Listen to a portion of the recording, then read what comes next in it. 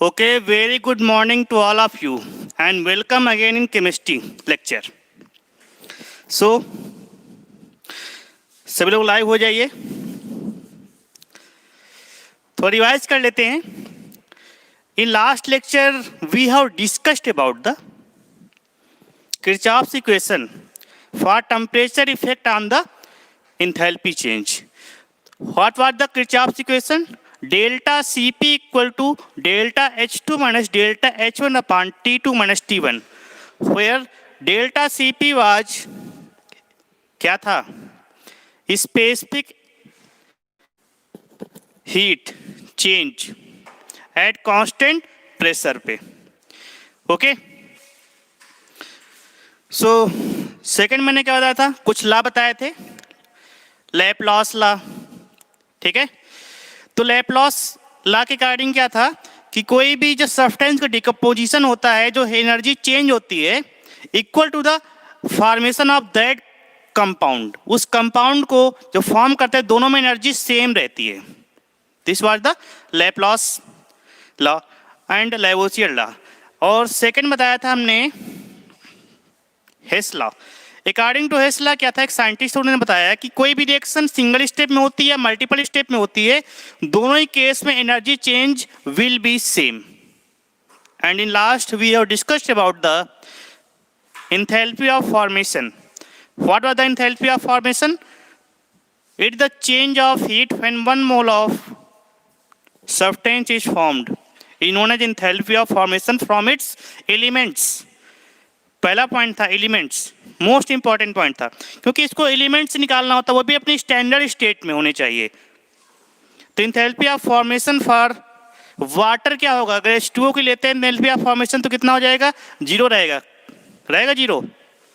नहीं रहेगा, क्योंकि एलिमेंट्स का एंथैल्पी ऑफ फॉर्मेशन क्या होता है, जो स्टैंडर्ड स्टेट में रहेंगे उनका जीरो होगा। Like H2 always present at 298 kelvin temperature and 1 bar pressure, gaseous state. So H2 gas क्या हो जाएगा? इसका enthalpy of formation should be zero, O2 should be zero, but in case of H2O liquid not be zero enthalpy of formation. Okay, we have discussed about that and some numerical problems. So come to the second most important enthalpy, known as enthalpy of combustion. A combustion.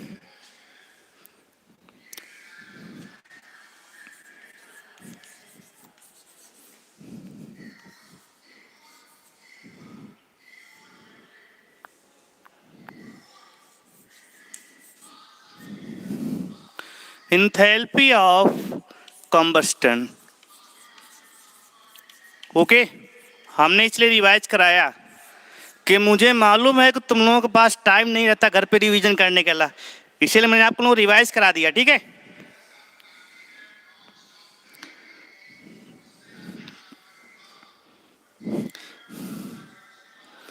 चलिए, now enthalpy of combustion क्या हो जाएगा?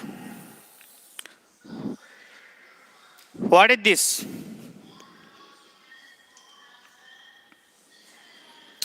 बताइए enthalpy of combustion.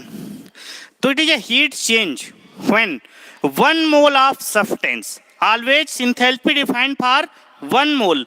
तो 1 mole of substance, 1 mole of substance is completely burned in the presence of oxygen is known as enthalpy of combustion.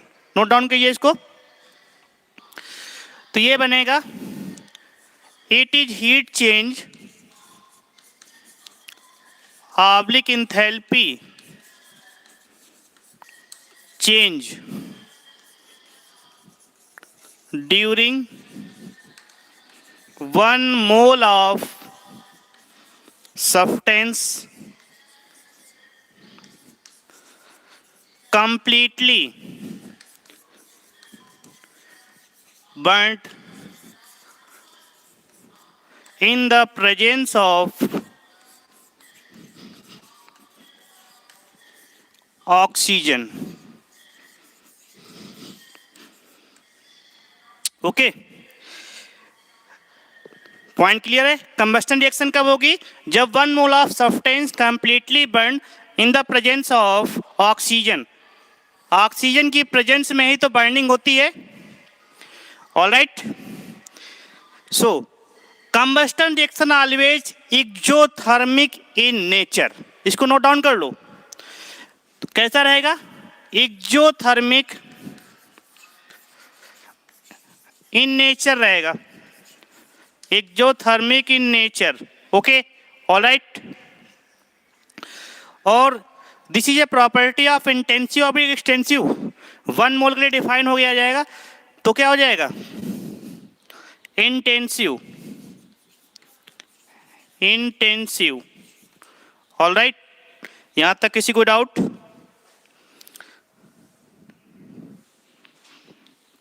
ये थोड़ा सा important है, यहां से क्वेश्चन आएंगे, श्योर रहता है. Enthalpy of formation, enthalpy of combustion, enthalpy of neutralisation, enthalpy of hydrogenation, enthalpy of atomisation, enthalpy of solution. तो इन सब में कुछ क्वेश्चन इंपॉर्टेंट है, वो सब कराएंगे. वैसे आज इसको कवर करना मैक्सिमम टाइम में. तो एक्सोथर्मिक रिएक्शन रहेगी, इंटेंसिव प्रॉपर्टी रहेगी. ओके, ये पॉइंट क्लियर है.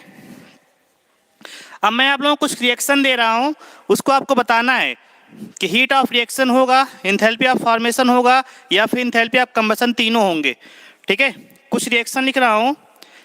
पहला लिख रहा हूं H2 gas plus half O2 gas goes to H2O liquid. बताइए, इसके लिए हमें बताना है. बताइए delta R H enthalpy of reaction होता है. इंथैल्पी ऑफ रिएक्शन को डेल्टा एच से भी नोट करेंगे, सेम पॉइंट है. ठीक है, इंथैल्पी ऑफ फॉर्मेशन. ठीक है, सेकेंड इंथैल्पी ऑफ फॉर्मेशन. और थर्ड हो जाएगा इंथैल्पी ऑफ, ये सी लिखा है, कंबशन. इसको ऑलवेज हम लोग डिफाइन करेंगे शॉर्टकट में. Enthalpy of combustion, C for combustion. Okay, C for combustion. तीनों है यहां पे, बताना है. बताइए बताइए इस रिएक्शन के लिए delta R H. R H reaction मतलब enthalpy change. Enthalpy of reaction equal to enthalpy change. इस रिएक्शन में डिफाइन होगी, बिल्कुल डिफाइन होगी. ठीक है, इंथैल्पी ऑफ फॉर्मेशन डिफाइन होगी. क्यों? इंथैल्पी ऑफ फॉर्मेशन के लिए reactant should be in elemental form, या अपने ओरिजिनल मॉलिक्यूल फॉर्म में होना चाहिए at 298 Kelvin and 1 bar pressure पे. सो एग्जिस्ट करेगा गैस गैस में, तो इंथैल्पी ऑफ फॉर्मेशन डिफाइन कर लेंगे. ओके, अब बताओ इंथैल्पी ऑफ कंबशन. यहाँ पे O2 के ऑक्सीजन है, अब रिएक्शन कराएंगे तो बर्न हो रहा है ना. H2 gas burn in the presence of oxygen, means क्या है, तीनों ही कंडीशन सेटिस्फाइड होंगी. ठीक है, अगला है तुम्हारा सी डायमंड प्लस O2 CO2.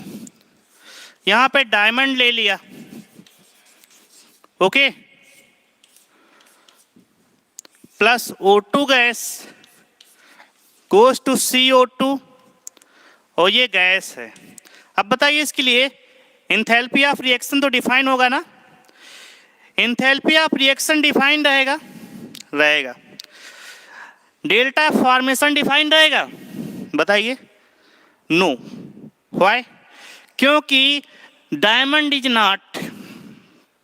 ठीक है, जो स्टेबल स्टेट कौन सी होती है कार्बन की? ग्रेफाइट है. 298 केल्विन और 1 बार प्रेशर पे स्टेबल स्टेट कौन सी है?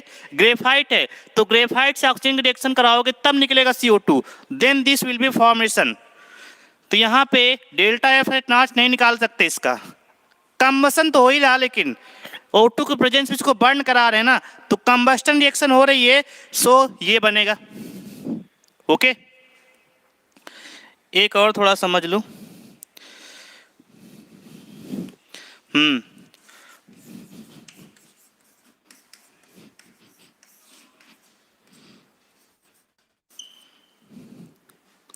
ये बनेगा 12 CO2 प्लस 6 H2O.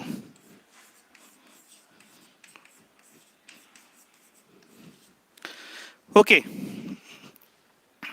अब जरा बताइए आप लोग.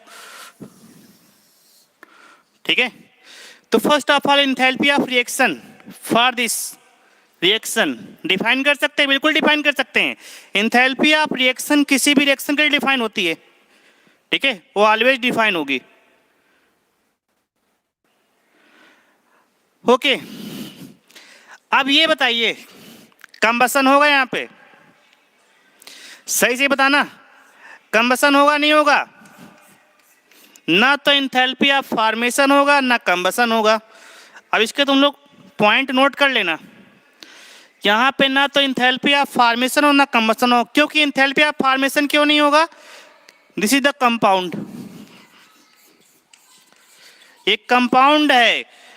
एंथैल्पी ऑफ फॉर्मेशन के लिए एलिमेंट्स होने चाहिए या मॉलिक्यूल्स होने चाहिए अपनी स्टेट पे। तो कार्बन ग्रेफाइट लेते और हाइड्रोजन लेते तब यहाँ पे तुम्हारा हो जाता है एंथैल्पी ऑफ फॉर्मेशन। लेकिन यहाँ पे C6H6 this is the benzene compound, so enthalpy of formation not possible. Alright, अब आता है कंबसन क्यों नहीं पॉसिबल है। There is one most reason. तो मैंने बताया combustion reaction defined for 1 mole, 1 mole के लिए डिफाइन है ना, और here is present 2 mole, so this is not reaction for heat of combustion enthalpy. Point clear है ना? ये सब नोट कर लेना अपने हिसाब से, ये सब अपने हिसाब से नोट कर लेना। यहाँ पे क्यों नहीं डिफाइन? यहाँ पे 2 mole, so not combustion. Okay, इसको अपने हिसाब से नोट डाउन कर लो। अगर यही आता है C6H6 plus 12/2O2 goes to 12 CO2 plus 6H2O, 6 CO2 plus 3H2O। Then बताइए इस रिएक्शन के लिए एंथैल्पी ऑफ रिएक्शन तो डिफाइन हो जाएगा, ठीक है। एंथैल्पी ऑफ फॉर्मेशन अभी भी नहीं रहेगा, क्यों? कंपाउंड है। एंथैल्पी ऑफ कंबस्टन डिफाइन हो जाएगा, डिफाइन हो जाएगा। पॉइंट क्लियर है? All is right? Any doubt? You can ask me. कोई भी अगर डाउट है तो तुम लोग पूछ सकते हो। ऑलराइट, तो बेसिक था, ठीक है। इस छोटी छोटी मगर मोटी मोटी बातें हैं, ठीक है, तो इनको जरा पॉइंट फॉर्म में नोट डाउन कर लो। नोट डाउन कर लेना कि कंबस्टन ही तो बता ही दिया ना, 1 मोल के लिए डिफाइन है, ठीक है। और एंथैल्पी ऑफ फॉर्मेशन में जो भी रिएक्टेंट होंगे should be present in stable state, और उसको एलिमेंट या मॉलिक्यूल फॉर्म में होना चाहिए, कंपाउंड फॉर्म में नहीं होना चाहिए। ऑलराइट, होप यहाँ तक आप लोगों को क्लियर है। There is no doubt. Okay, आप लोग कमेंट करते रहिए क्योंकि थोड़ा सा स्टैंडर्ड टॉपिक चल रहा है, यहाँ से श्योर 60 क्वेश्चन आने, क्योंकि थर्मोकेमिस्ट्री है, ठीक है। Alright,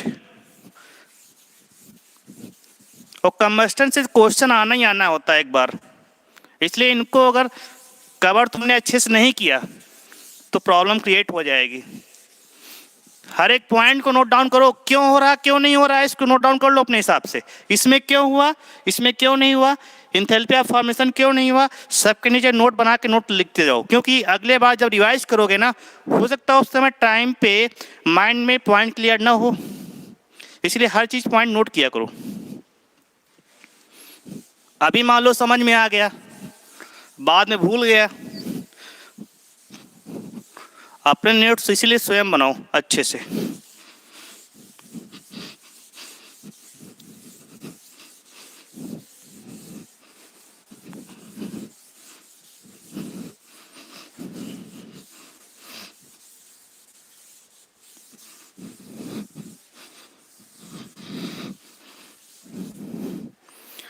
alright, so next point लिखो, कैलोरीफिक वैल्यू।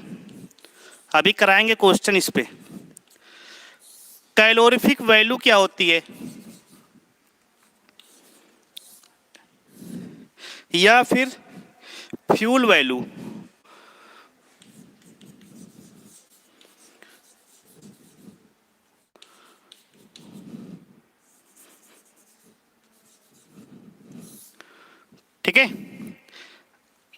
एंड लिख लो, ज़्यादा बेटर रहेगा। देखो कैलोरीफिक वैल्यू क्या होती है, देखो अमाउंट ऑफ हीट जो जनरेट होगी when 1 gram of substance 1 gram of substance is completely burned in the presence of oxygen, this is your calorific value. Note down कर लो, समझ में आया ना। हीट ऑफ नहीं, इंथैल्पी ऑफ कंबशन अलग है, कैलोरीफिक वैल्यू अलग है। लिखो एनर्जी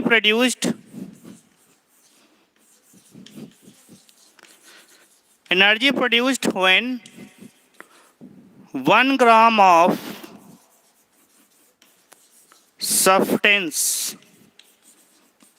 कंप्लीटली बर्न्ड, कंप्लीटली की बात कर रहे हैं, इन the presence of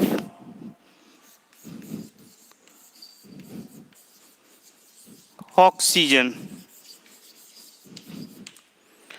okay,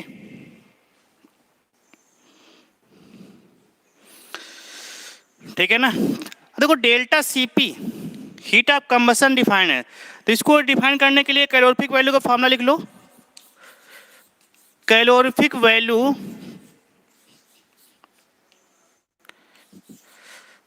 equal to क्या हो जाएगा, इसका मीन्स क्या हुआ, ये मॉड साइन है, मतलब इसका मीन्स होता है इसके अंदर जो पार्ट रहेगा वो पॉजिटिव हमेशा आएगा। मॉड साइन है ना, मॉडुलस, मैथ में पढ़ा होगा। और इसके नीचे आ जाएगा m, ये किस में लिया जाएगा, ग्राम में, ठीक है।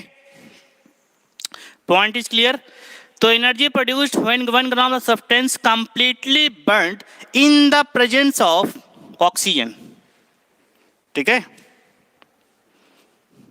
Oxygen is most important for combustion reaction. अच्छा ये क्वेश्चन है हमारा कि कंबशन रिएक्शन में किस टाइप में आता है, स्पॉन्टेनियस में दो बताया था हमने, एक होते है इनिशिएट, एक होता है नॉन इनिशिएट।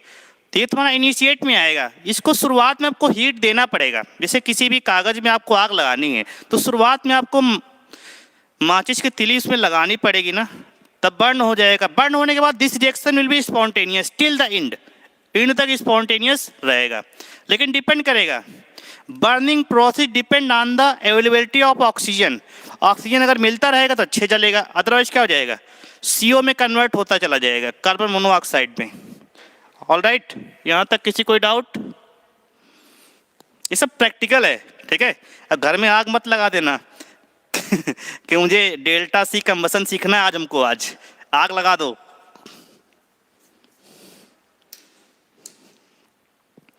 ओके, तो this is your formula for the calorific value. देखो कैलोरीफिक वैल्यू आने के बाद फ्यूल वैल्यू क्या होती है, जिसकी जितनी ज़्यादा कैलोरीफिक वैल्यू होगी वो उतना ही ज़्यादा फ्यूल इफिशियंट होगा। ओके, जैसे पेट्रोल, डीजल, केरोसिन, ठीक है, LPG गैस, इन सब के लिए कैलोरीफिक वैल्यू लोग फाइंड कर लेते हैं, इसके बाद इसको फ्यूल वैल्यू बोलती हैं, ठीक है। तो मतलब 1 ग्राम को सब्सटेंस को बर्न करने पे जितना ज़्यादा एनर्जी प्रोड्यूस होगी उसे हम लोग बोलते हैं कैलोरीफिक वैल्यू।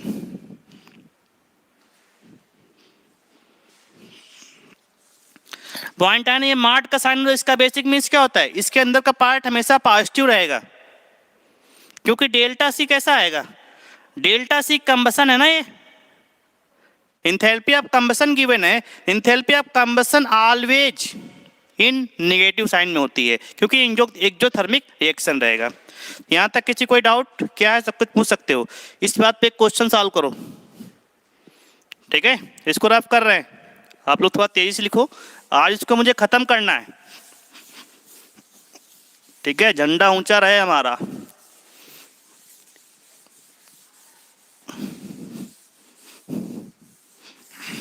आज इसका दाइंड का झंडा गाड़ देना इसमें, ठीक है। हैप्पी एंडिंग कर देना इसकी आज चैप्टर की, कल से नया चैप्टर चलना चाहिए। एनी हाउ एक क्वेश्चन लिखो उसी बात पे जोश के साथ।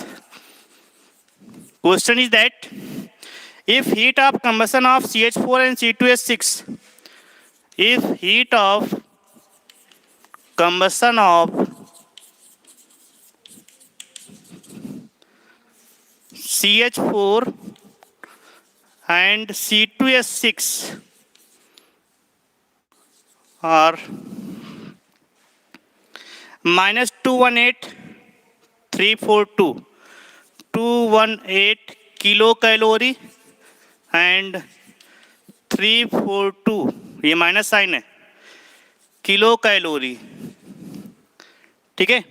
Then which is better fuel,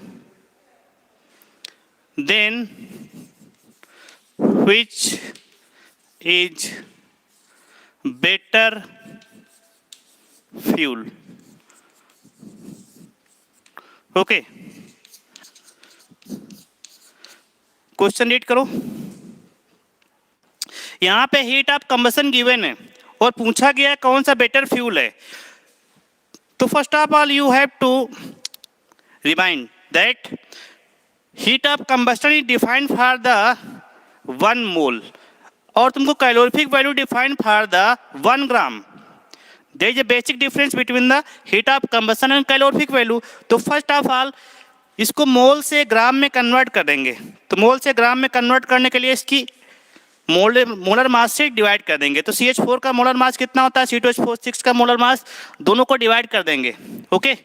now calorific value CV, ठीक है, करेक्टर वेरीफाइड नहीं होता है, कैलोरीफिक वैल्यू है। CV of CH4 equal to, ये तुम्हारा डिफाइंड है ना, तो हो जाएगा 218 किलो कैलोरी में है, ठीक है, डिवाइड में CH4 का मोलर मास कितना होता है, एक्चुअली पर मोल के लिए डिफाइन है ना, तो मोल से ग्राम में कन्वर्ट करेंगे तो उसको हम मोलर मास से डिफाइन करेंगे, डिवाइड करेंगे। तो मोलर मास कितना होता है CH4 का, ये 4 + 6 नहीं 12 18 हो जाएगा और ये वैल्यू पॉजिटिव आ जाएगी। तो 218/18 कैंसिल कर लो,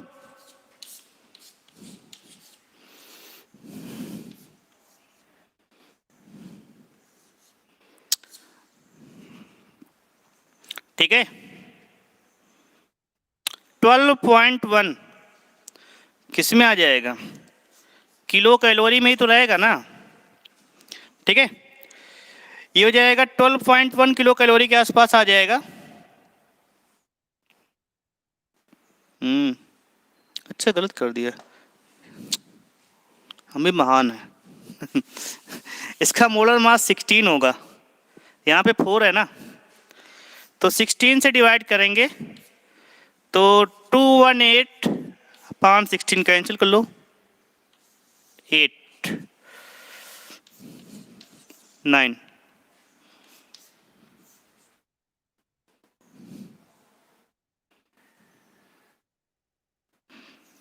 चलिए 13 के अप्रॉक्सीमेट किलो कैलोरी आ जाएगा। ये वैल्यू पॉजिटिव आ जाएगी ना। अगेन क्या करेंगे, इधर लगाते हैं कैलोरीफिक वैल्यू ऑफ C2H6, तो CV ऑफ C2H6 कितना हो जाएगा, मॉड के साथ मेरे वैल्यू कितना है 342 डिवाइड बाई C2H6 कितना हो जाएगा 24 + 6 30, ठीक है। ये वैल्यू तुम्हारी पॉजिटिव आ जाएगी, 342 डिवाइड बाई 30,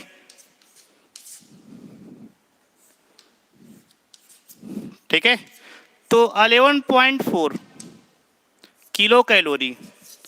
अब बताइए these are the calorific values, इसमें से बेटर फ्यूल कौन सा रहेगा, जिसकी कैलोरीफिक वैल्यू ज्यादा रहेगी, विच वन इज बेटर, या ग्रेटर कौन सा है दोनों में। तो CH4 is the better value. तो क्वेश्चन आता है विच इज बेटर फ्यूल, तो बेटर फ्यूल क्या हो जाएगा CH4 due to more calorific value. All right, clear है, किसी कोई डाउट।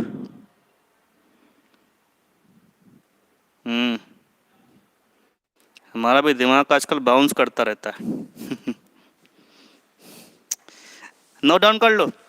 CH4 क्यों बेटर फ्यूल है? कैलोरीफिक वैल्यू ज़्यादा है इसकी, ओके। और calorific value define for the 1 ग्राम और enthalpy define for the 1 mole. तो मोल से ग्राम में कन्वर्ट कर लेंगे, मीन्स उसके मोलर मास से डिवाइड करेंगे। ऑलराइट, किसी कोई डाउट? अब एक क्वेश्चन और करा देते हैं, ठीक है, नहीं तो आप लोग कहेंगे थोड़ा सा तेज से करो।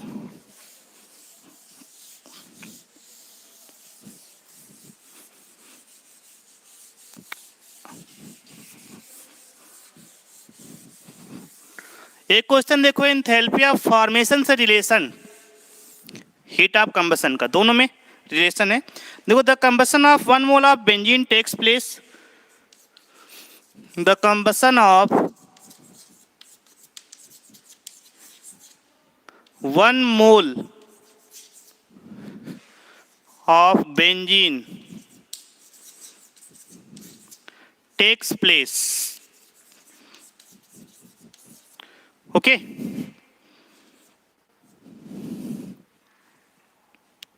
at 298 1 atm pressure। थोड़ा बड़ा क्वेश्चन है, 298 एंड 1 atm प्रेशर पे हो रहा है, okay. After combustion, CO2 gas and H2O are produced. After combustion, CO2 gas and H2O are produced. Okay.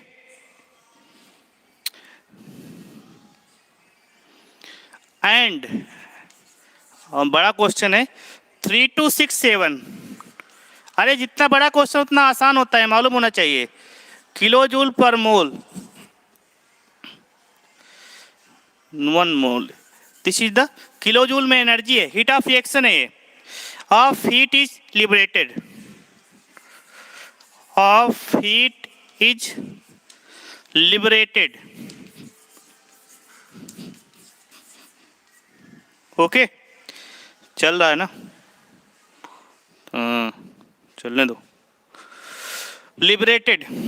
थोड़ा सा और question, calculate the standard enthalpy of formation. पहला, calculate the standard enthalpy of formation means delta F H not calculate करना है, पहला point.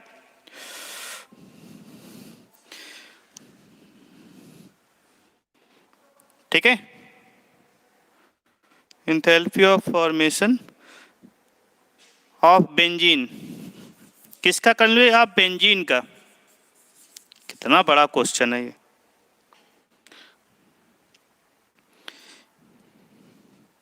And standard enthalpy of given है, and standard enthalpy of formation of CO2 and H2O liquid, ये gas में है, ये liquid में है, आर गिवन। बहुत बड़ा क्वेश्चन हो गया। गिवन क्या है? -939 कितना है? 393.5 किलो जूल पर मोल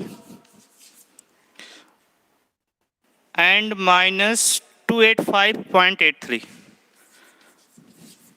285.83 किलो जूल पर मोल। ओके, चलिए तुमको ये निकालना है,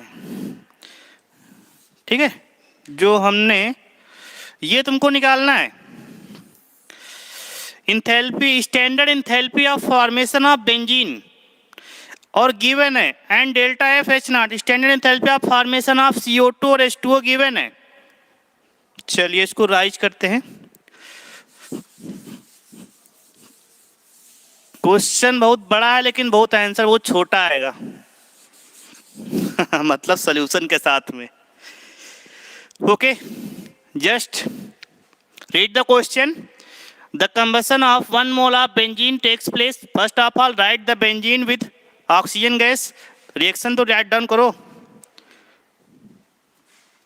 देखो यहाँ पे गिवन है 1 मोल ऑफ बेंजीन, मतलब जो रिएक्शन होगी C6H6 प्लस O2 गैस में, तो 15/2 हो जाएगा ना, goes to 6CO2 plus 3H2O. अच्छा बैलेंस है कि नहीं?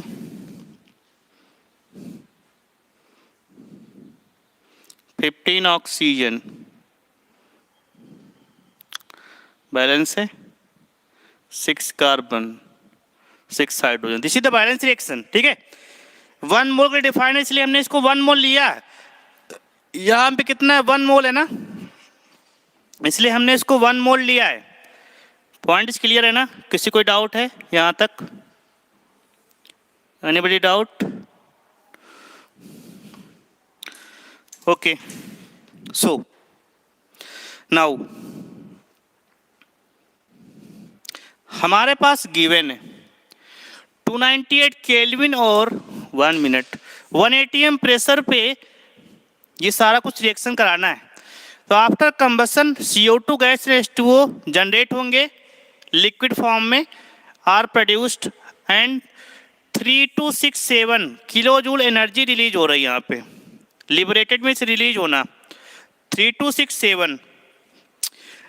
बताइए, तो इसके लिए हमारे पास गिवन है डेल्टा H. अब बताइए कंबसन में जो रिएक्शन होगी ना, तो यहाँ पे कितना हो जाएगा? तो हीट ऑफ कंबसन ये ऑलवेज निगेटिव में आएगा ना. दिस वैल्यू क्या हो जाएगा? 3267. ओके, ये वैल्यू किलो जूल में गिवन है. Point is right. Now enthalpy of formation पूछ रहा है.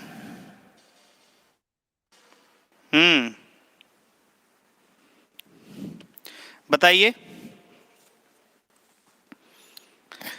How to solve. कल हमने एक फॉर्मूला बताया था ना, क्या बताया था कि डेल्टा H ये वैल्यू किसके बराबर हो जाएगी? डेल्टा H के रहेगी ना, या फिर R के बराबर. R मीन्स क्या होता है? Heat of reaction. बात बराबर हो जाएगी, कंबसन हीट ऑफ रिएक्शन. ये वैल्यू किसके बराबर होती है? Summation of enthalpies of formation of product minus enthalpies of standard formation of reactant. This is your formula.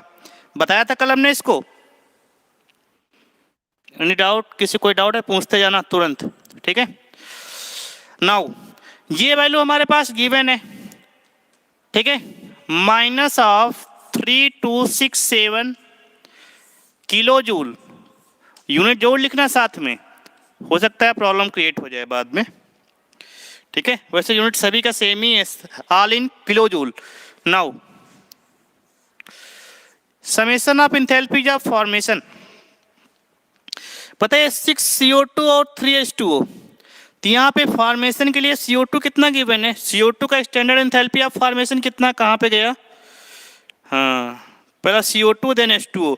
This is the CO2 का है -393.5. तो यहाँ पे कितना? 6 टाइम है ना, तो लिखो 6 मल्टीप्लाइड बाई -393.5. ओके, ये किस में है? ये किलो जूल में है. इसके बाद इसका भी लिखना पड़ेगा ना, ये भी तो साथ में, प्लस 3 टाइम्स, कहाँ गया? -285.83. ये तो हो गया. This is the product. ये प्रोडक्ट का हो गया ना किलो जूल में. Minus of reactant. बताइए रिएक्टेंट में इसका 0 आएगा ना, enthalpy of formation, standard enthalpy of formation, क्योंकि ये ओरिजिनल स्टेट में है ना, मॉलिक्यूल फॉर्म में है. इसका 0 रहेगा, इसका निकालना है तुमको, तो लिख लो. ये हो जाएगा एंथैल्पी ऑफ फॉर्मेशन. तो बस डेल्टा F H0 किसके लिए, C6H6 के लिए ऐसे ही रखो, ठीक है। और इसके लिए कितना हो जाएगा, +0। तो ये तुम्हें निकालना है। ओके, पॉइंट क्लियर है कि नहीं, बताइए किसी कोई डाउट है अभी तक? Anybody doubt, you can ask me, ठीक है। आंसर निकालो जल्दी से, अगर डाउट नहीं है तो आंसर निकालो। ये समझ में आया कि नहीं आया, फिर समझ लो। तो enthalpy of combustion of reaction है ना, वही इंथैल्पी ऑफ रिएक्शन हो जाती है, ठीक है। बस आंसर निकालो जल्दी से। एक्सोथर्मिक रिएक्शन रहेगा, माइनस रहेगा, आंसर निकालो जल्दी से, कितना आ रहा।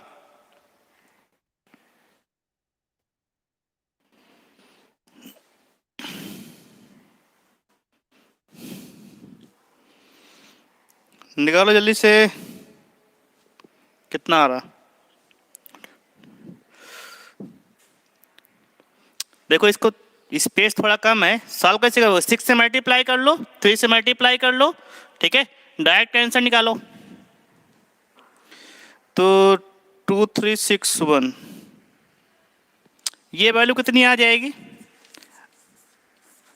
हम जरा इसको ऐसे ही सॉल्व कर रहे हैं, ठीक है।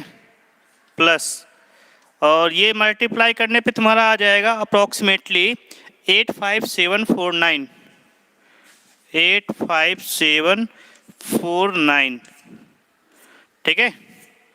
इसके बाद माइनस ऑफ डेल्टा FH0 किसके लिए, C6H6 के लिए, और ये वैल्यू यहाँ रख दो। कितना आ गया, इन दोनों को ऐड कर लो, डायरेक्ट तुम्हारा आंसर आ जाएगा।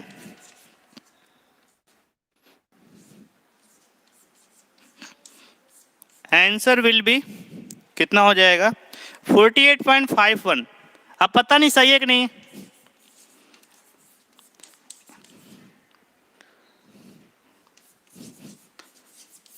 कैलकुलेट कर लो, देखो इतना आता है कि नहीं। ऑलराइट, सब लोग कैलकुलेट कर लो, थोड़ा कैलकुलेशन इसमें।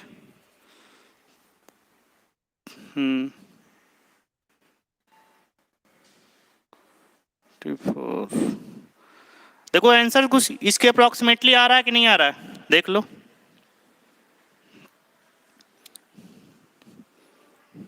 अरे माइनस में है, इन दोनों को ऐड कर लो, ठीक है। ऐड करने पे ये वैल्यू ज़्यादा आएगी, ये वैल्यू माइनस में जाएगी। देख लो, फिर से देख लो सब लोग, कैलकुलेशन है, इसको आप लोग कर सकते हो ना। हेलो,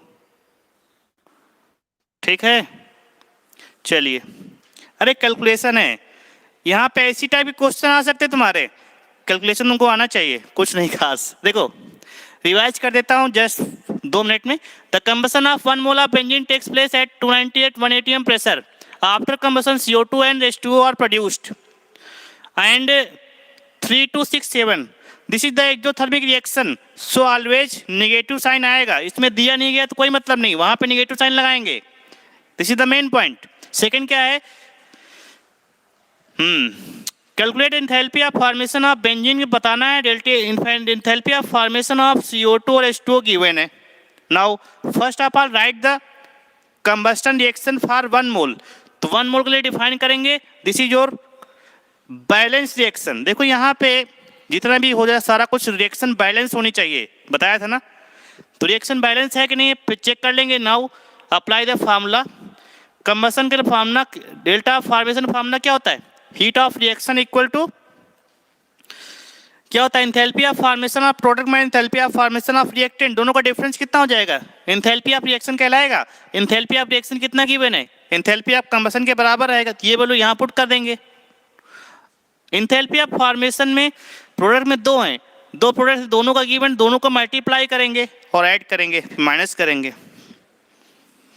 कॉन्सेप्ट मैंने तुमको बताया बिल्कुल, ठीक है। आई थिंक कोई डाउट नहीं है ना, डाउट हो तो आप लोग पूछ सकते हैं बेझिझक। आंसर आ रहा कि नहीं आ रहा, जो भी आंसर आ रहा हो, ठीक है, वो कैलकुलेशन भी डिपेंड है।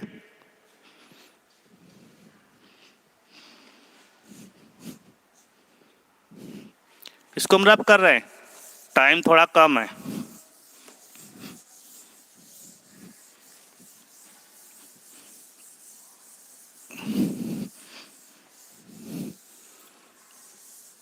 टाइम कम है, काम ज्यादा है।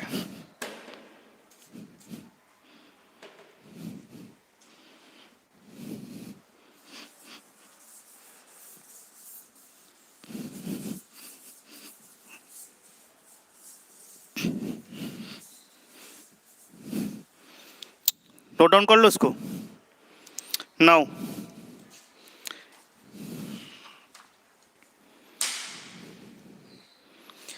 अब तो कर ले जाओगे, कोई समस्या नहीं है।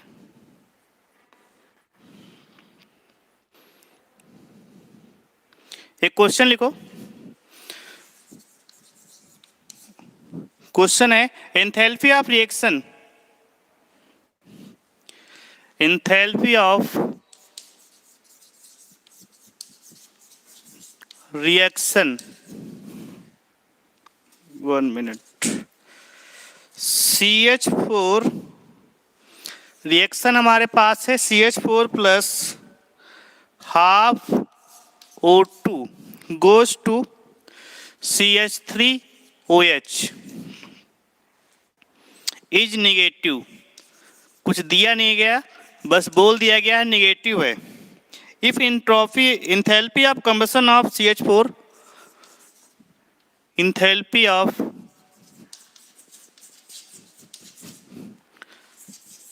Combustion of CH4 and CH3OH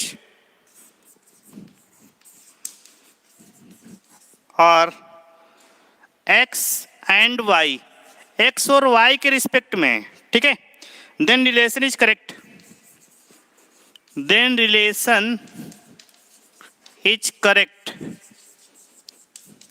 ठीक है, ये भी तुम्हारा AIPMT क्वेश्चन है। First option is that X is greater than Y, option is that X is less than Y, option C is X equal to Y, option D is X is greater than or equal to Y. Okay.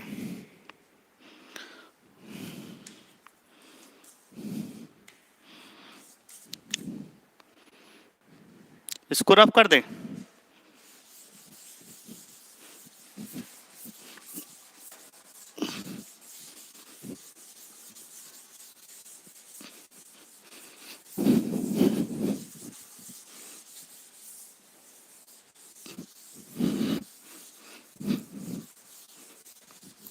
Okay, सारी energy तो volt साफ करने में चली जाती है।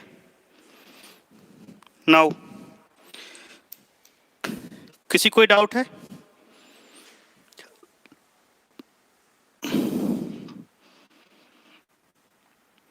किसी कोई डाउट हो तो आप लोग कमेंट कर सकते हैं, ठीक है,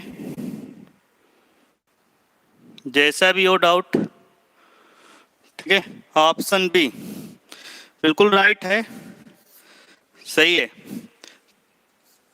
तुम्हारा डायरेक्शन बिल्कुल सही है। ठीक है, सिलेक्शन बिल्कुल 100% है। थोड़ा सा ऐसे ही माहौल बनाओ, क्वेश्चन का आंसर तुरंत दिया करो, तो जोश आता थोड़ा। ठीक है, जोश और जुनून के साथ सिलेक्शन लेना है। बताइए, एंथैल्पी ऑफ रिएक्शन गिवन है, ठीक है, enthalpy of combustion of CH4 and CH3OH are X and Y, then relation is correct.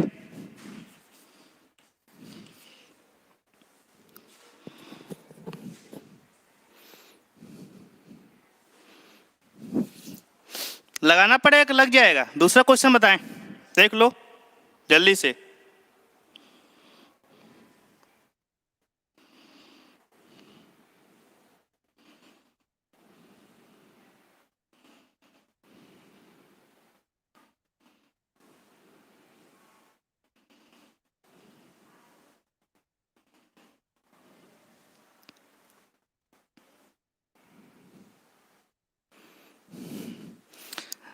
बताइए, लग जाएगा?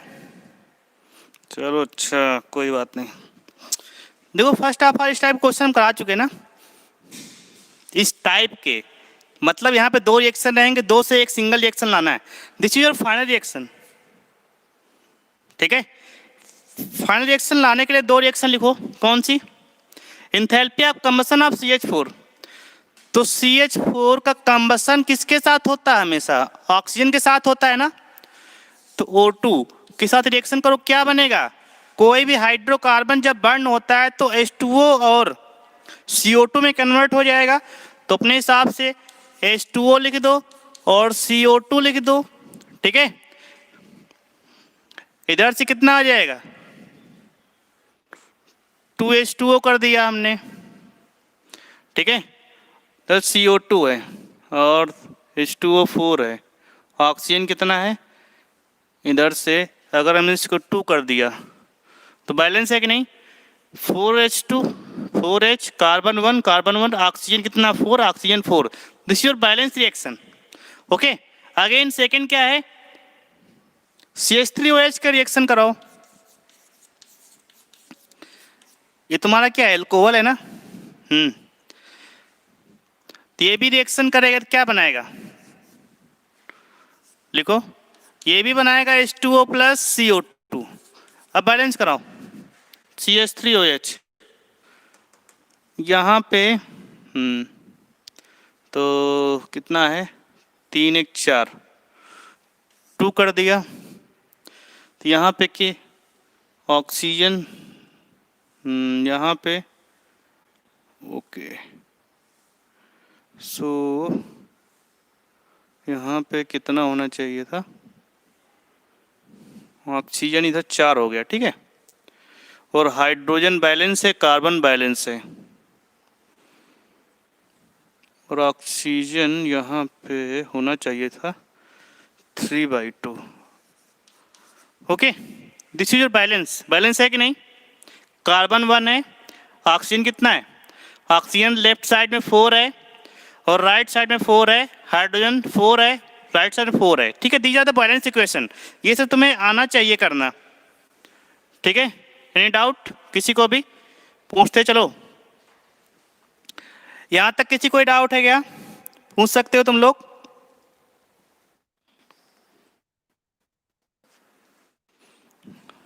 ओके, दो रिएक्शन आ गए, ठीक है। अब बताइए एंथैल्पी ऑफ कंबशन ऑफ, इसके लिए कितना गिवन है? यहाँ पे जो enthalpy of combustion of this reaction is the -x आ जाएगा, और इसके लिए कंबशन ऑफ द एंथैल्पी ये -y आ जाएगा ना। एंथैल्पी हमेशा किस में आएगा? कंबशन के नेगेटिव में आएगा ना। ये गिवन है। नाउ इन दोनों ऐड करो और ये रिएक्शन बनाओ, CH+ plus half O2 goes to CH3OH। इन दोनों रिएक्शन से रिएक्शन कैसे बनेगी बताइए? तो first of all first reaction को ऐसे ही रहने दो, सेकेंड रिएक्शन को आप रिवर्स करके माइनस साइन लग जाएगा बस। तो देखो CH4 प्लस 2O2, जिसको नहीं आता उसके लिए सब बता रहे हैं, जिसको आता है वो शॉर्टकट में मार देना, ठीक है, कोई समस्या नहीं। इसको रिवर्स कर दो तो ये बन जाएगा 2H2O plus CO2 goes to CH3OH plus 3/2O2, ठीक है। अब देखो इसके लिए डेल्टा H कितना हो जाएगा? कंबशन प्लस Y हो जाएगा। इसके लिए कितना रहेगा? -x ही रहेगा, ठीक है। अब दोनों को ऐड कर दो, ऐड करने फाइनल रिएक्शन बन जाना चाहिए, ठीक है। इसको इधर लेके आओ, 2CO2O2 में से 3/2O2 जाए, कितना बचेगा? हाफ O2 बचेगा। तो CH4 plus half O2 goes to, ये क्या बचेगा? CH3OH। नाउ यही तुमको करना है डेल्टा H, हाँ, एंथैल्पी ऑफ रिएक्शन, ठीक है। ये कितना हो जाएगा?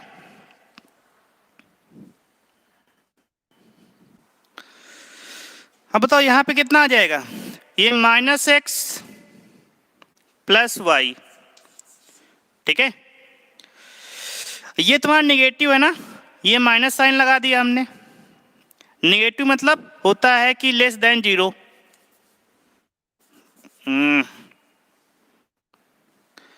इसकी वैल्यू कितनी है? लेस देन जीरो के बराबर है कि नहीं? निगेटिव मतलब क्या होता है? लेस देन जीरो होता है ना।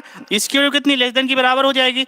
ये total value less than zero हो जाएगा, तो यहाँ पे हो जाएगा y, ठीक है। इसको उधर ले जाओ। एक मिनट, ये माइनस एक्स और ये माइनस वाई, माइनस से मल्टीप्लाई कर दोगे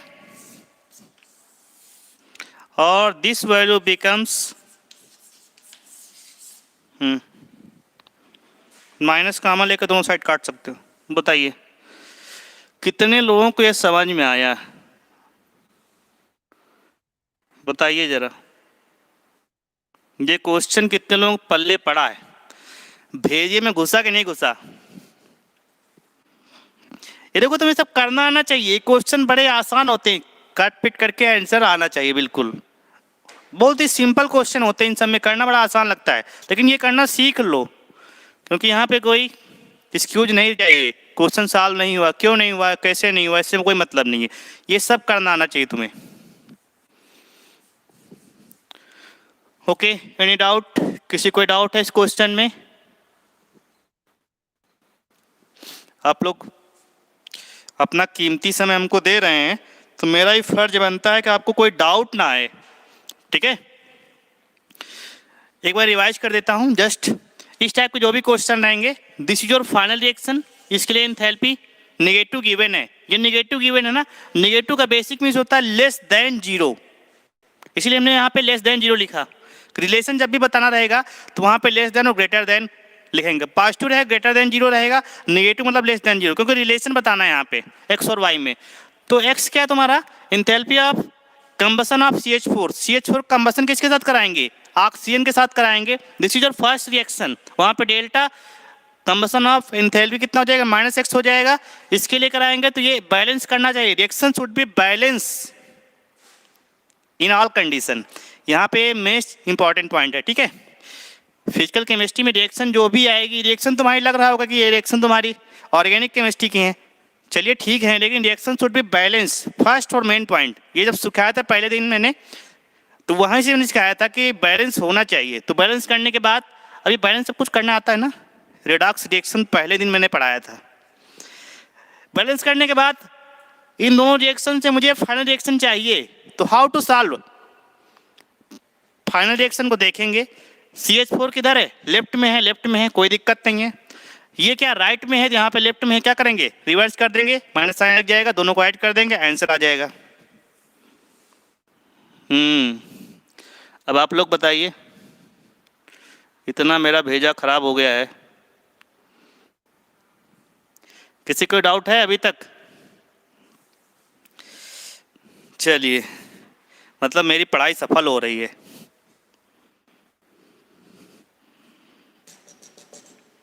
देखो,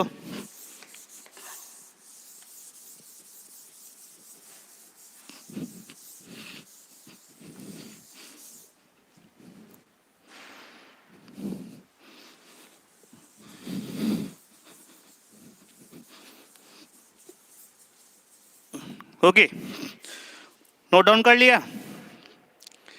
चलिए,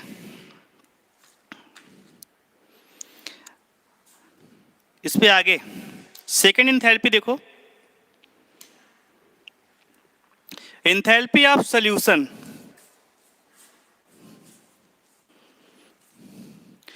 एंथैल्पी ऑफ सॉल्यूशन।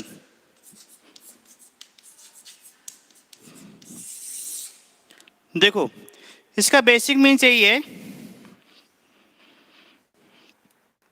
कि 1 मोल कंपाउंड जब सॉल्वेंट में डिजॉल्व होता है, सॉल्यूशन किससे मिलकर बनता है? सॉल्यूट प्लस सॉल्वेंट से मिलकर सॉल्यूशन बनता है ना।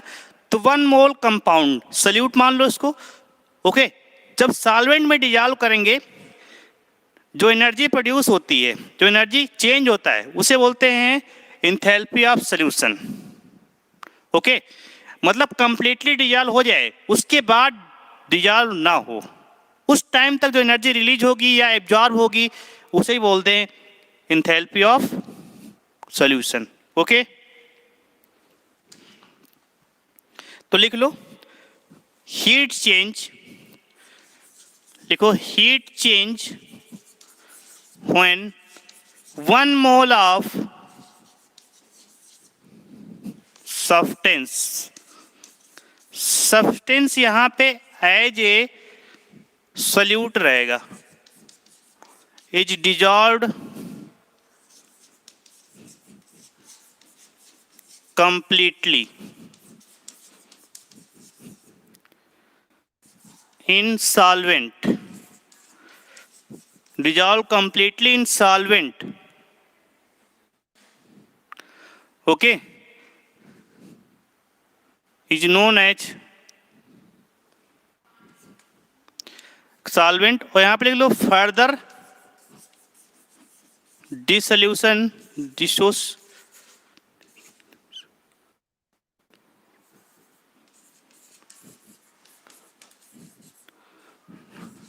Not possible. इसका बेसिक मीन्स होगा फर्दर आगे डिजॉल्व नहीं होगा, is known as enthalpy of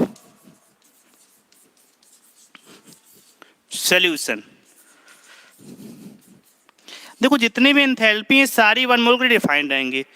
तो एंथैल्पी ऑफ सॉल्यूशन का बेसिक मीन समझो, सॉल्यूशन क्या होता है, दो चीज से मिलकर बना है, सॉल्यूट प्लस सॉल्वेंट। तो यहाँ पे सॉल्यूट लेंगे 1 मोल, उसको डिजॉल्व करेंगे सॉल्वेंट में, कब तक, जब तक कंप्लीटली डिजॉल्व नहीं हो जाएगा, उस टाइम तक जो एनर्जी रिलीज होगी या गेन होगी उसे ही बोलते हैं enthalpy of formation, enthalpy of solution, formation नहीं। ओके, बिल्कुल माइन्यूट से लैंग्वेज मैंने आपको बता दिया। ओके, यहाँ पे क्या हो गया,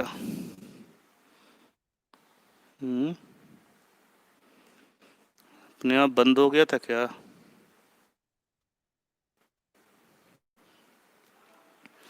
ठीक है ना, नेटवर्क प्रॉब्लम रहती है थोड़ा बहुत।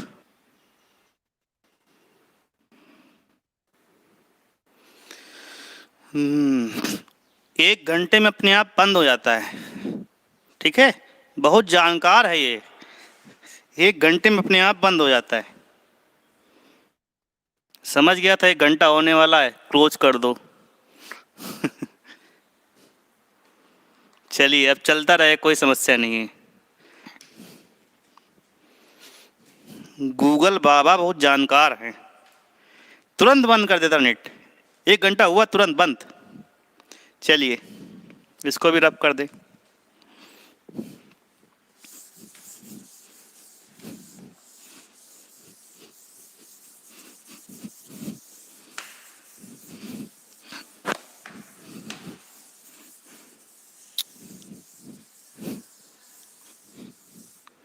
आप लोग क्वेश्चन सॉल्व कीजिए, ठीक है, और किसी को भी कहीं प्रॉब्लम आ रही है तो पूछ सकता है।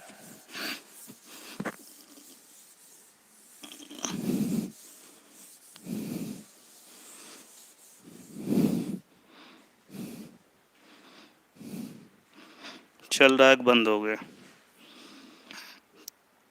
चल रहा है ना। चलिए, तो एंथैल्पी ऑफ सॉल्यूशन समझ में आया सभी को? ओके,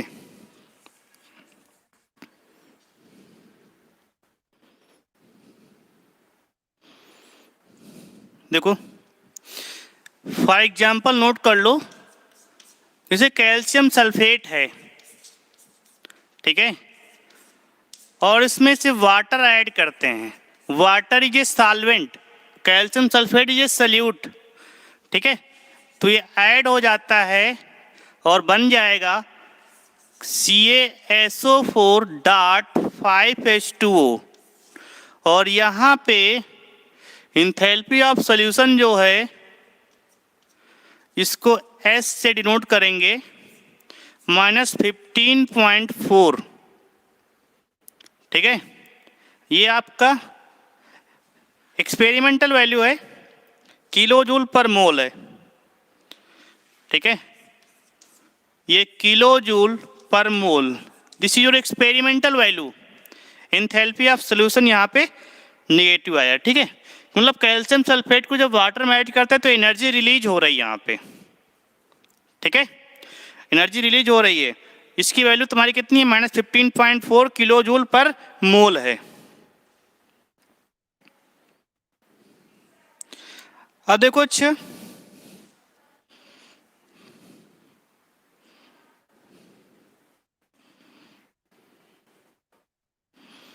ओके, अगर मैंने इसको फिर से, जो ये तुम्हारा जो सॉलिड बन गया ना CaSO4, ये सब एक्सपेरिमेंटल डेटा है। H2O को हम लोग एक्वस मतलब वाटर के साथ ऐड करेंगे तो ये क्या हो जाएगा, CaSO4.5H2O एक्वस बन जाएगा, ठीक है। और इस कंडीशन में डेल्टा S ये हो जाएगा 2.4 किलो जूल पर मोल। यहां पे क्या हो रहा है, हीट एब्जॉर्ब हो रही है, पॉजिटिव में आया, ठीक है। तो एक्सपेरिमेंटल डेटा को याद नहीं करना कुछ, समझे, याद कुछ नहीं करना है, बस समझ लो एक्सपेरिमेंटल डेटा है, समझ लो, तुम्हें लर्न कुछ नहीं करना है, सब मैंने बता दिया ऐसे ही, एक्सपेरिमेंटल है, सब एनसीईआरटी से गिवन है, ठीक है, एनसीईआरटी से सब मिल जाएगा। नाउ अब हीट ऑफ सॉल्यूशन का फॉर्मूला लिख लो। तो यहां पे 1 मिनट, पहला तो लैटिस, ठीक है, लैटिस एनर्जी और हाइड्रेशन एनर्जी दोनों को ऐड कर देंगे यहाँ पे, तो delta H of lattice plus delta H of hydration, ठीक है, पढ़ा दिया, क्वेश्चन यहां से नहीं आते हैं, ठीक है। क्वेश्चन क्राइटेरिया तुम्हारा जो है, ये सब नॉर्मल चीजें यहाँ से क्वेश्चन नहीं बनेगा, क्वेश्चन क्राइटेरिया बनेगा तुम्हारा heat of formation, heat of combustion, heat of neutralisation, heat of atomisation. Enthalpy of जो तुम्हारा ये सोल्यूशन है उतना इंपॉर्टेंट नहीं है, ठीक है, हीट ऑफ हाइड्रेशन वगैरह, ठीक है, लैटिस एनर्जी, ये सब आगे आपको पढ़ाया जाएगा, ठीक है। तो जैसे फार्मूला तुम याद कर लो, क्वेश्चन तुम्हारा जो बनेगा मैंने तुमको बता दिया, उसी क्राइटेरिया से याद कर लो, कंबशन, फॉर्मेशन, न्यूट्रलाइजेशन और atomisation, bond enthalpy, bond energy, 4 main point हैं। वैसे इंथैल्पी तो बहुत सारी है यहाँ पे, लगभग 15 to 16 टाइप की इंथैल्पी होती है तुम्हारी, ठीक है, उसमें से 4 से 5 इंपॉर्टेंट है जिसपे क्वेश्चन आपका पुट होगा, तो वही तुमको मेन पढ़ना है, बस इनको बस थोड़ा बहुत समझ लो, कोई इंपॉर्टेंट पॉइंट नहीं है, ठीक है। Point is clear. नाउ आज खत्म करना था, खत्म ही नहीं हो रहा है,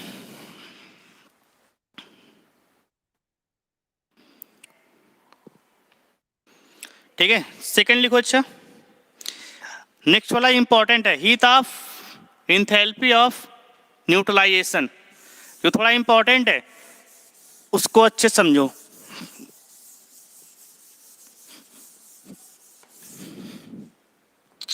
लिखो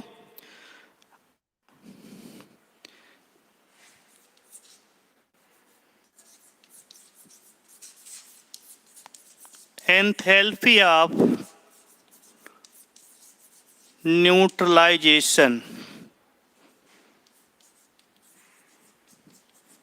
इंपॉर्टेंट है, पहले बता दिया हूं, जो इंपॉर्टेंट रहेगा इंपॉर्टेंट है वो, ठीक है, क्योंकि यहां पे एसिड बेस रिएक्शन होंगी,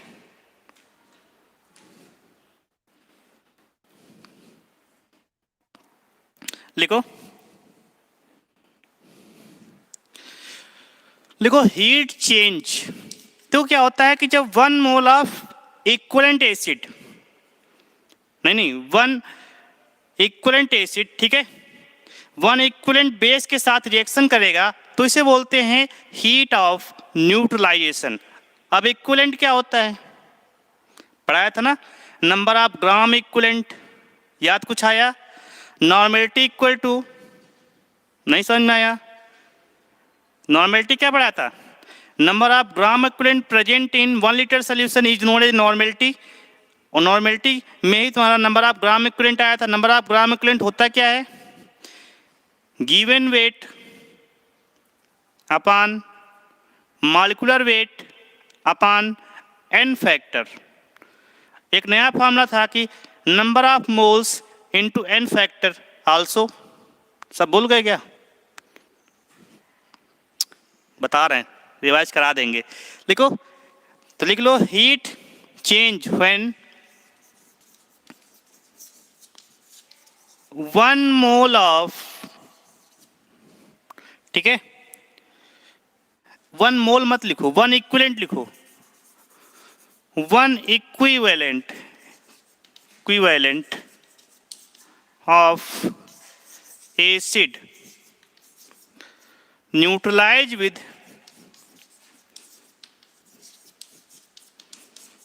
1 इक्विवेलेंट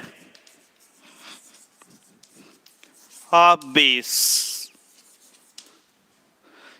ठीक है, एसिड बेस रिएक्शन होगी यहां पे। तो जो हीट जो चेंज होगी उसे क्या बोलेंगे? Is known as enthalpy of neutralization. इसको बोलेंगे डेल्टा एन एच। ठीक है, न्यूट्रलाइजेशन, कुछ भी नाम लिख सकते हो। ठीक है,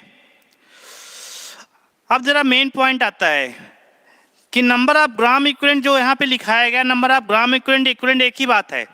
तो नंबर ऑफ ग्राम इक्विवेलेंट होता क्या है? जब मैंने पढ़ाया था नॉर्मेलिटी तो बताया था ना कि नॉर्मेलिटी क्या होता है? Number of gram equivalent into volume in litre. पढ़ाया था। नॉर्मेलिटी क्या हो जाएगा? Number of gram equivalent divide by volume in litre. तो ये नंबर ऑफ ग्राम इक्विवेलेंट क्या हो जाएगा? नॉर्मेलिटी इनटू वॉल्यूम हो जाएगा ना। और क्या होता है नंबर ऑफ ग्राम इक्विवेलेंट? दूसरा फॉर्मूला क्या होता है? Number of moles into n factor बनेगा। नंबर ऑफ मोल्स को डिफाइन करेंगे ना, given mole, given weight upon molecular weight define कर लो।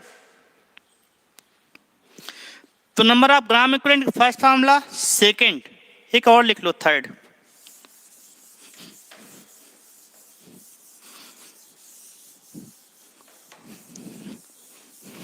ओके, नोट डाउन कर लो।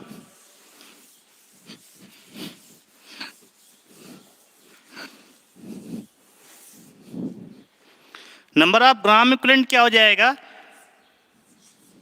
Given weight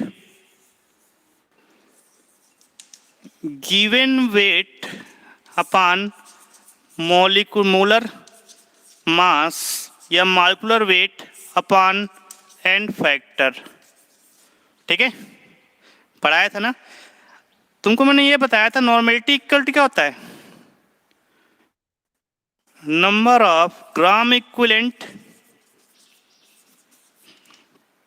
upon volume in litre.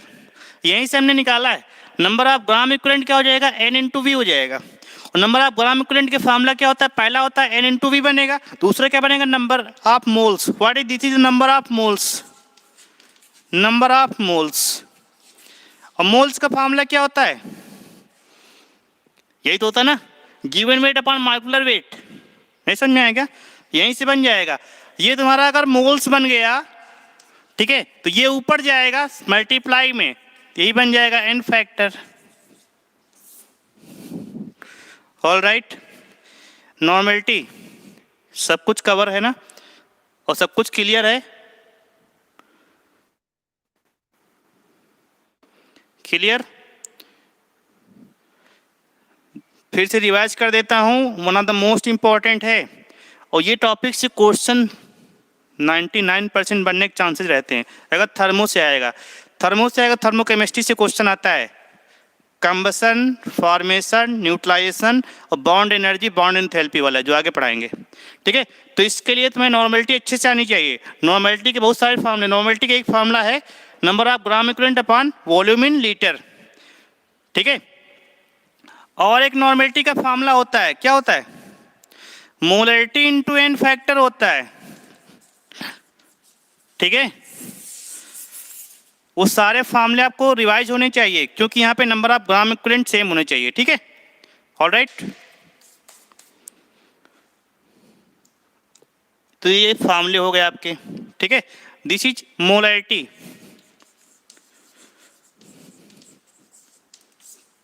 Okay. मान लो मोलरिटी दे रखा है, number of gram equivalent change करना है, तो सारे फार्मूले आपको रिवाइज होने चाहिए। इसके बाद आप लोगों को क्वेश्चन सॉल्व करने। अब देखो यहाँ पे 1 मोल नहीं लिया जाएगा, 1 ग्राम इक्विवेलेंट लिया जाएगा या फिर इक्विवेलेंट लिया जाएगा, एक ही बात है। बताइए।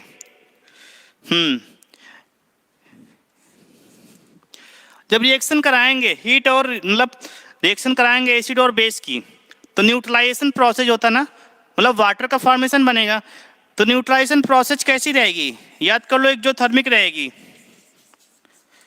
एक्ज़ोथर्मिक प्रोसेस रहेगी, ठीक है। और दूसरी ये तुम्हारी इंटेंसिव प्रॉपर्टी रहेगी, नोट डाउन कर लो। नाउ इसकी यूनिट क्या रहेगी? यूनिट क्या रहेगी? यूनिट थोड़ा इंपॉर्टेंट है, नोट डाउन कर लो। यूनिट क्या हो जाएगा? जूल या फिर जूल पर इक्विवेलेंट रहेगा। EQ मींस क्या होता है? इक्विवेलेंट होता है।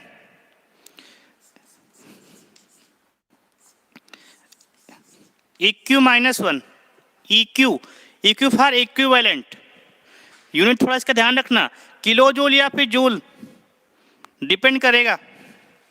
वैसे मैक्सिमम टाइम में किलो जूल मिलेंगे या फिर किलो कैलोरी भी हो सकता है, ठीक है। इक्विवेलेंट या फिर किलो कैलोरी और इक्विवेलेंट की power -1, these are the units.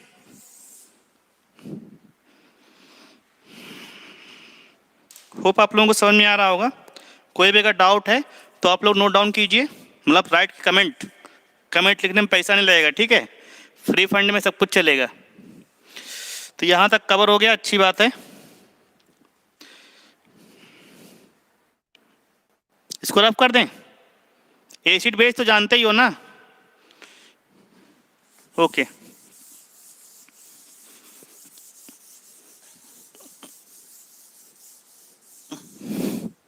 खत्म नहीं हो पाएगा क्या?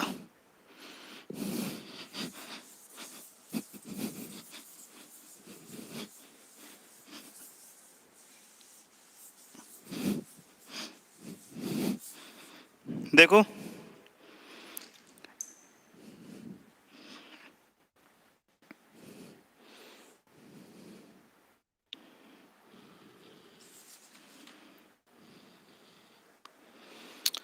एक नोट लिख लो और ये एनर्जी याद रखना, ठीक है। लिखो, when neutralization of 1 gram equivalent acid, when neutralization of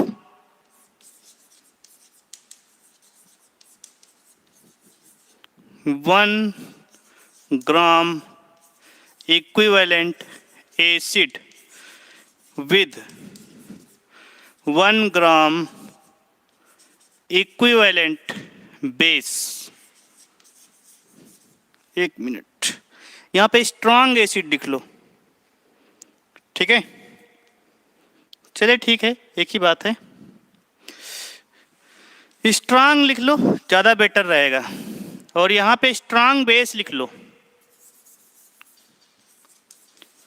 strong base. जब न्यूट्रलाइज होंगे तो एनर्जी निकलेगी, ठीक है, वो होती -13.6 delta neutralization energy. Strong acid strong base का न्यूट्रलाइजेशन कराएंगे तो -13.7 ये आएगी, किस में आएगी? ये किलो कैलोरी में आएगी पर इक्विवेलेंट, ठीक है। इसको जूल में कन्वर्ट करेंगे कितना? 4 पॉइंट, मतलब वही है, तो 4.2 से मल्टीप्लाई कर दो। कैलोरी में कितने जूल होते हैं ना, 1 कैलोरी को 4.2, ये 4.18, तो 4 टाइम्स से कर दो, कितना आ जाएगा? 57.2। किलो जूल पर इक्विवेलेंट। ये तुम्हें आना चाहिए, ये दिया नहीं जाएगा, ठीक है, ये दिया नहीं जाएगा। जब भी strong acid strong base reaction करेंगे तो -13.6 kilo calorie per equivalent energy release होगी, क्योंकि एक्सोथर्मिक रिएक्शन रहेगा हमारा। रिएक्शन कैसा रहेगा? Neutralization process always exothermic reaction. Okay, तो यहाँ पे किलो जूल में कितना बनेगा? -57.2 किलो जूल पर मोल, क्योंकि 1 कैलोरी की वैल्यू होती है 4.2 जूल के बराबर रहेगा। ऑल राइट, कुछ इसमें तुम्हें लर्न करने चीजें, ठीक है, तो इसको लर्न करना पड़ेगा, ठीक है। इसमें डबल स्टार ट्रिपल स्टार जो भी मारना है, स्टार तो अपने हिसाब से देते हैं ना, ठीक है। इसको थोड़ा समझते हैं।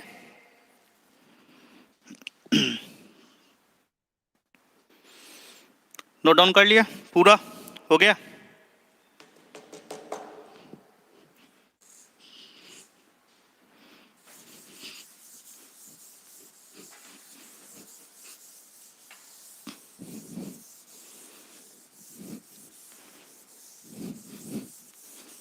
केमिस्ट्री बहुत बड़ी है, समाप्ति नहीं हो रहा। सोच रहे हैं हैप्पी एंडिंग कर दें, हैप्पी एंडिंग हो नहीं रहा।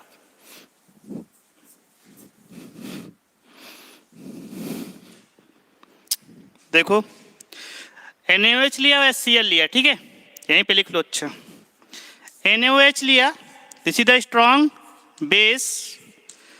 HCl लिया, this is strong acid. Reaction कराएंगे तो क्या बनेगा?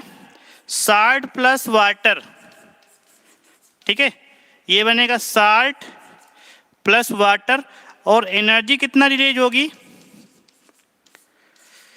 -13.6 या 7, एक ही बात है, किलो कैलोरी इक्विवेलेंट।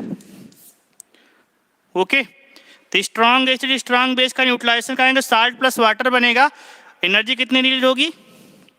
ठीक है, पॉइंट इज क्लियर?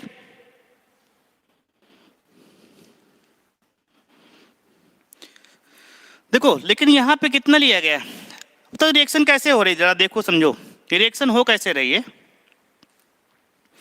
यहाँ पे नंबर ऑफ H+ और OH आयन पर भी डिपेंड करेगा, ठीक है। तो यहाँ पे नंबर ऑफ H+ कितना निकलेगा? 1 निकलेगा। नंबर ऑफ OH कितना लेगा? 1 निकलेगा।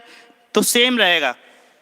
इस रिएक्शन को ऐसे होगा, समझ लो। देखो, ये रिएक्शन ऐसे होगी, NaOH से Na+ OH- में ब्रेक डाउन हो जाएगा, प्लस H+ और Cl- में ब्रेक डाउन हो जाएगा। ये इसके पास जाएगा, ये इसके पास जाएगा, आपस में NaCl + H2O बना लेंगे, ठीक है,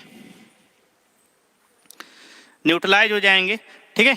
तो यहाँ पे एक मेन इंपॉर्टेंट पॉइंट है कि यहाँ पे 1 OH निकला, 1 H+ निकला। इन केस आप अगर H2SO4 लोगे तो क्या हो जाएगा? वैल्यू चेंज हो जाएगी ना, वहाँ पे 2 इक्विवेलेंट निकलेगा यहाँ पे। तो यहाँ पे delta neutralization equal to -13.6 kilo calorie equivalent into number of gram equivalent, ठीक है। यहाँ पे नंबर ऑफ ग्राम इक्विवेलेंट कितना है? 1 है ना। तो यहाँ पे जनरल फॉर्मूला ये बनेगा, मान लीजिए H2SO4 आ जाएगा, 2 आ जाएगा ना, तो उसके लिए 2 से मल्टीप्लाई कर देना।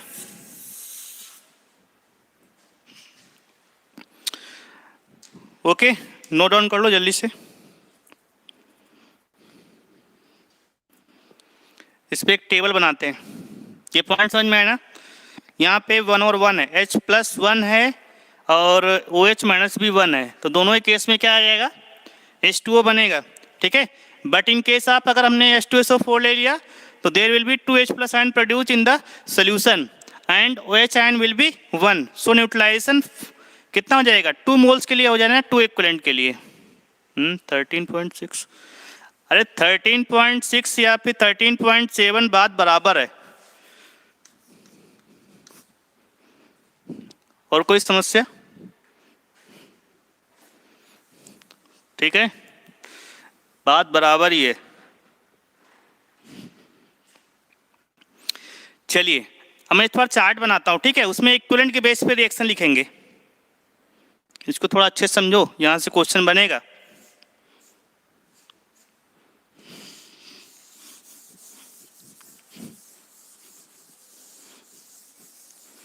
और खत्म तो आज भी नहीं होना है, और बस लास्ट पढ़ा देते हैं थोड़ा सा, क्योंकि ये भी enthalpy of atomization, bond enthalpy वाले क्वेश्चन आते हैं ना एटमाइजेशन के बाद। चलो देखते हैं कितना खत्म हो जाएगा। 5 मिनट और पढ़ लो आप लोग। एक चार्ट बना लो, ठीक है। देखो कोई साल्ट है NaCl, इसको वाटर में हमने ऐड कराया तो क्या बनेगा बताइए?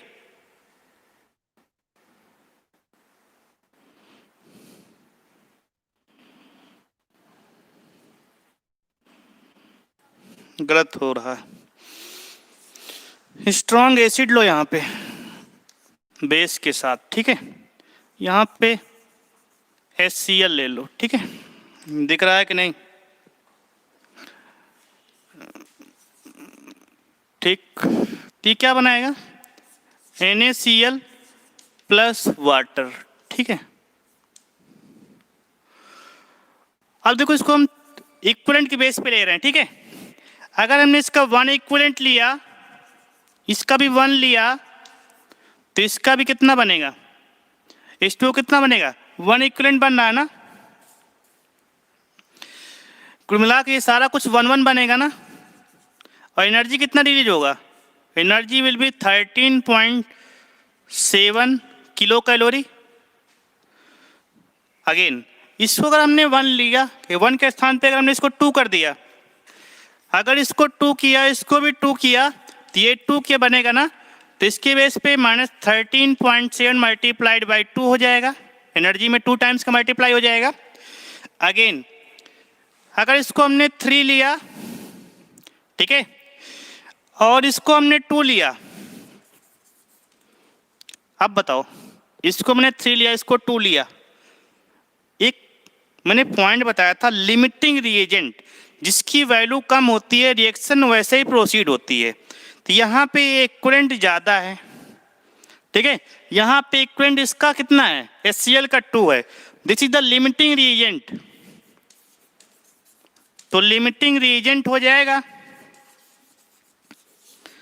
लिमिटिंग रिएजेंट क्या होता है? जिसकी वैल्यू कम होती है, मतलब रेशियो 1:1 का है ना, तो यहाँ पे बच जाएगा। एक इक्विवेलेंट क्या रहेगा? NaOH रहेगा, लेकिन ये 2:2 के रेशियो में जाएगा ना। अब ये कितना बनेगा? ये बनेगा 2 इक्विवेलेंट बनेगा। एनर्जी कितनी आएगी? 13.7 × 2 आएगा।